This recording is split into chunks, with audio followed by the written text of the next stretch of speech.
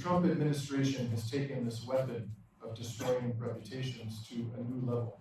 The Trump administration is not simply falsely accusing activists of the Palestinian cause of support for terrorism and anti-Semitism. It is also arresting them, jailing them, and deporting them. When Trump ran to be the president last year, he made many claims, one of which was that he would be a champion of free speech. On his first day in the White House in January, he signed an executive order prohibiting the US government from engaging in censorship. As we can now see, this executive order is no more valuable than toilet paper. Another claim that Donald Trump made was that he was going to be a peacemaker, and he even expressed an aspiration to win the Nobel Prize for Peace. I would like to talk to you for the rest of my speech about this claim that Donald Trump made, that he's a peacemaker. But before I do that, I want to make some general observations about the presidency of the United States and about Donald Trump in particular. We are led to believe that the President of the United States is the most powerful man in the world. But in fact, there are many, many constraints on the power of the President. First of all, because of the structure of campaign finance laws in the United States, the President is beholden to his major donors. Second, there are powerful actors within the intelligence agencies and the military who can obstruct or even undermine completely the President's agenda. Third, there are some limits that the United States Congress and the courts can impose upon the office of the presidency. Fourthly, and perhaps most importantly today, there are powerful governments who can oppose the office of the presidency, most notably China, Russia, and Iran. So it's important to understand that the power of the United States president is actually highly constrained. Furthermore, we should not assume that the president has a plan. It's entirely possible that the president has no plan whatsoever, and in fact that he has no fixed objectives. We should not assume that the president is rational.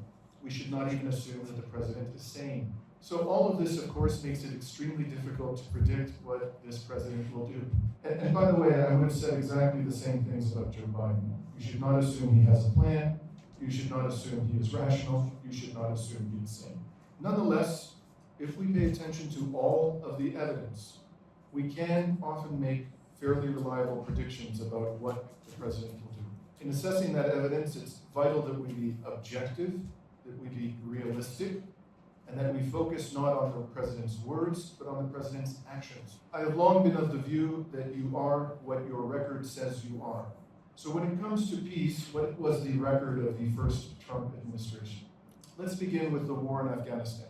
In 2019, a large body of confidential documents were revealed to the press. These came to be known as the Afghanistan Papers. As in the case of the Pentagon Papers, which related to the Vietnam War, the Afghanistan Papers revealed that the US government had been lying to the American people about the Afghanistan war from the time that it was launched criminally back in 2003. So this was revealed during the first Trump administration, and how did he respond to these revelations? He responded by escalating the war on the people of Afghanistan. In 2017, the Trump administration killed more civilians in Afghanistan than in any year since 2009, which was the first year that the UN began tracking civilian casualties in Afghanistan. During the first Trump administration, Donald Trump dropped the mother of all bombs on Afghanistan. This bomb weighs 22,000 pounds and has been compared to a small nuclear weapon. In 2018, Donald Trump dropped more bombs on Afghanistan than in any year of the Afghanistan war. We'll move now to this region. During the first Trump administration, the US military began to attack the forces of the government of Syria directly for the very first time. The US military began to occupy the oil fields and agricultural lands of Syria. The Trump administration recognized Israel's illegal annexation of the Syrian Golan Heights. During the first Trump administration, the people of Gaza held the Great March of Return.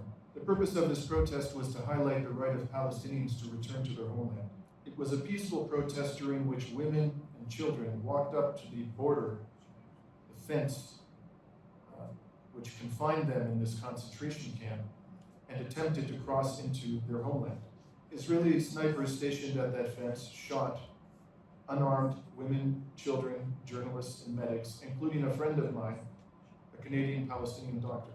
Throughout this massacre, the United States government under Donald Trump continued to give almost $4 billion a year of military aid to Israel. During the first Trump administration, Donald Trump pressured US puppet regimes in the Arab world to normalize with Israel without ensuring the creation of a Palestinian state.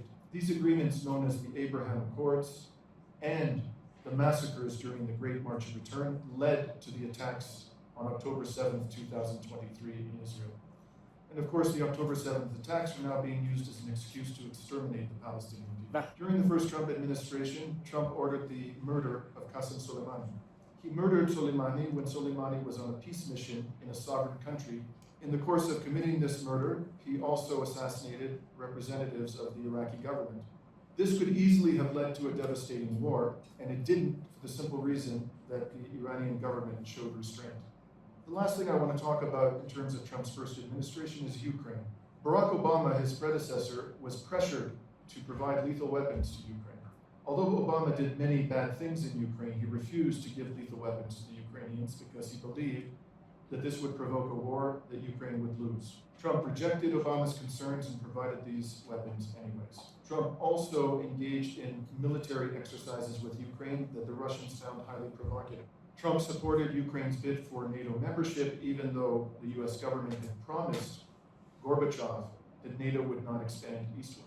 Lately, Donald Trump has been running around shooting his mouth off, saying that the Ukraine war is not his war, it's Joe Biden's war.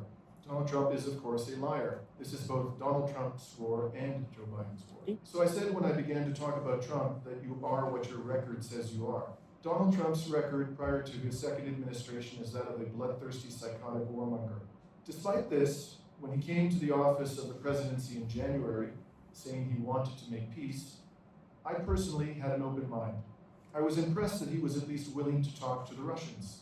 Even more impressive was that on the day before he came back into the White House, Israel stopped carpet bombing Gaza. Secretary Marco Rubio even went so far as to say that we now live in the multipolar era and the US government can no longer dominate the world. But what has happened since these lofty words were spoken? Not only has Israel resumed the carpet bombing of Gaza, but is now openly starving the entire civilian population.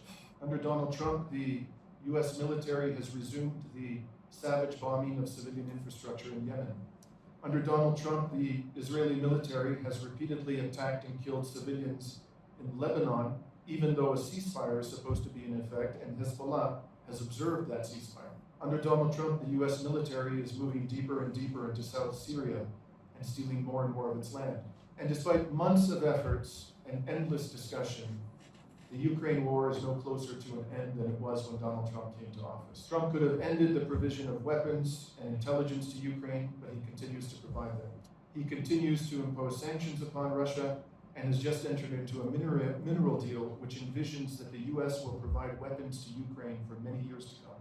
So what is Trump trying to achieve in Ukraine? This brings me to a person you probably never heard of before. His name is Wes Mitchell.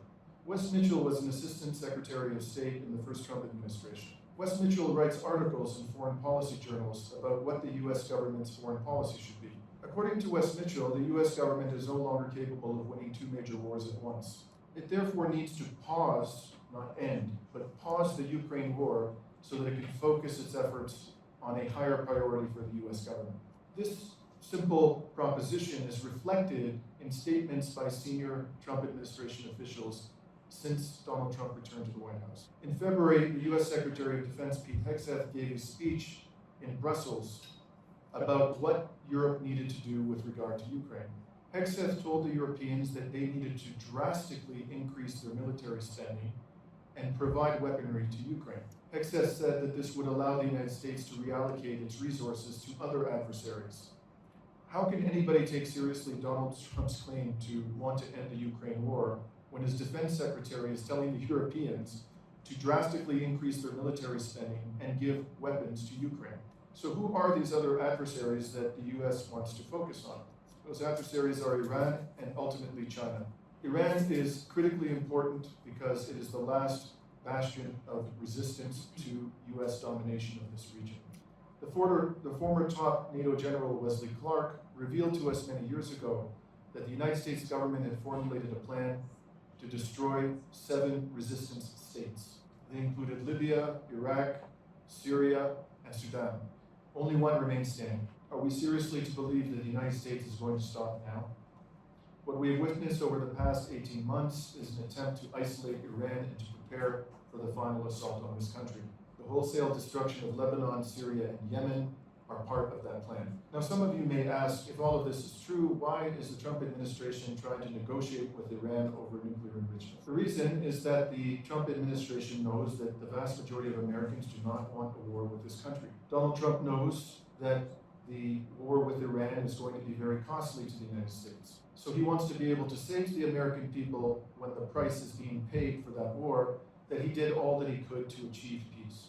A key to what Donald Trump is really up to is the fact that his administration keeps making contradictory statements about what they want from this negotiation. So, for example, Donald Trump recently gave an interview in which he said that Iran must completely dismantle its nuclear program.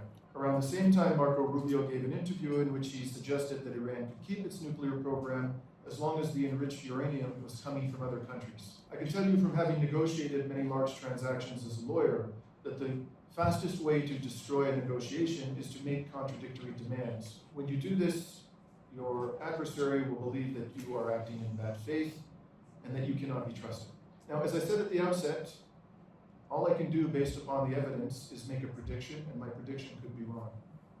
But it is my view, based upon this evidence, and I would very much like to be wrong, that the likely scenario is that Trump will attack this country. So, on that basis, let me respectfully and humbly assume the role, in concluding my speech, of an advisor to the Iranian government. If I were an advisor to the Iranian government, I would recommend the following course of action. By all means, continue these negotiations and negotiate in good faith. Even if there's only a 5% chance of peace, the cost of war is so high that every effort should be made to achieve peace, no matter how unlikely that outcome may be. But in the course of negotiating with this psychopath, be realistic. Under no circumstances should Iran curtail its ballistic conventional missile program.